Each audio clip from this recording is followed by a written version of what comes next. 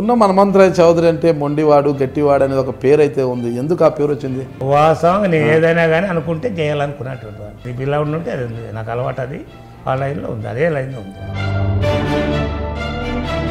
అంటే పరిటాల రవీంద్ర గారు అంటే కొద్దిగా మొండి మనిషి అనేవారు అప్పట్లో, అంతా ఆయన చెప్పింది వేదరం అన్నట్లు. ఆ పరిస్థితుల్లో ఏదైనా మీరు పార్టీకి సంబంధించిన విషయాలు చర్చిసి ఇలా చేయాలి అంటే గిన ఆయన వినేవారా మీ మాట? ఈ నెల చంద్రబాబు నాయుడు చెప్పినాడు కాబట్టి మేము ఆయన ఏం చెప్తే అట్లా పోయేవాడు అని చెప్పేవాడు. జిత్తులమారి రఘువీరారెడ్డి అన్నారు. ఎందుకు ఆయనకు ఆ బిరుదు ఇచ్చారు? ఏం ఆయనకి అది ఇది అనేది ఏం లేదు, అన్నీ కూడా అట్లా అన్ని పోలి బతుకులాగా చేసేది. ఎందుకు మీరు ఇచ్చిన బిరుదు, అది ప్రజలు ఇచ్చిన బిరుదు? ఇచ్చిన బిరుదు అది.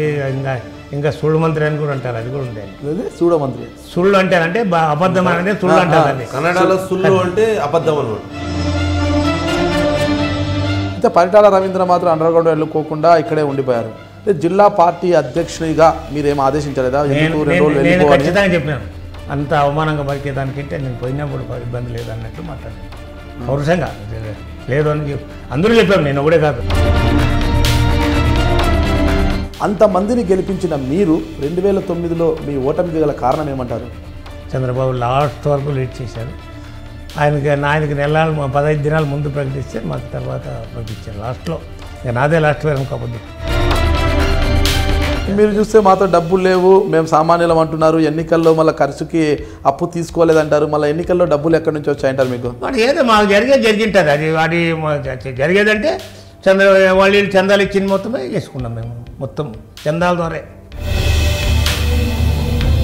అనధికారికంగా మీ కుమారులు ఇద్దరు కూడా ఎమ్మెల్యేలుగా వ్యవహరిస్తున్నారు. పెత్తనం అంత పవర్ మీది, పెత్తనం వారిది అన్నదైతే చాలా విధంగా వాదనలు వినిపిస్తూనే ఉన్నాయి. దీనికి ఏమంటారు మీరు సమాధానం? ఏ ఒక్క వ్యవహారం కూడా గుండె మీద చేసుకుని చెప్తా, నన్ను కాదని ఇంతవరకు ఏంది చేయలేదు. కర్ణాటకలో కూడా పెద్ద ఎత్తున వర్కులు చేస్తున్నారు, డబ్బు సంపాదన లక్ష్యంగా పోతున్నారు అనేది చెప్తున్నారు. దానికి ఏమంటారు? మా వృత్తి అండి అది. ప్రవృత్తి రాజకీయం కావచ్చు, కానీ మేమేం ఊరికే కూర్చుంటే భోజనం అయితే ఎవరు పెట్టరు కదా. వ్యవసాయం చేద్దామంటే నీళ్ళు లేవా, ఎక్కడికో పోయి ఒక చోట చేసుకోకపోతే ఇక ఏమీ కుదరదు.